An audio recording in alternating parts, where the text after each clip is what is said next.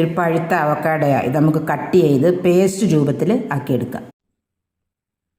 Avocado നമ്മൾ paste രൂപത്തിൽ ആക്കി. ബീട്രൂട്ട് ചോപ്പ് ചെയ്തിട്ട് കൊടുക്കാം.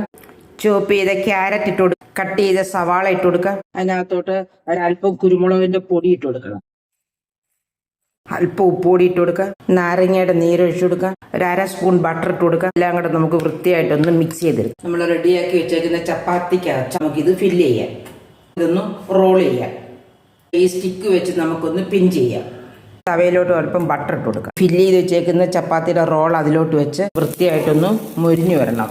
അത് നല്ല വൃത്തിയായിട്ട് മൊരിഞ്ഞ് ഡിന്നറായിട്ടോ ബ്രേക്ക്ഫാസ്റ്റായിട്ടോ എടുക്കാവുന്ന വളരെ ഹെൽത്തി ആയിട്ടുള്ള creamy avocado with carrot and beetroot. ഇതൊന്ന് കട്ട് ചെയ്തെടുക്കാം. വളരെ ടേസ്റ്റിയും ഹെൽത്തിയുമായിട്ടുള്ള ഒരു ബ്രേക്ക്ഫാസ്റ്റ്. ഇനി അതിനകത്ത് കറിയൊന്നും വേണ്ട.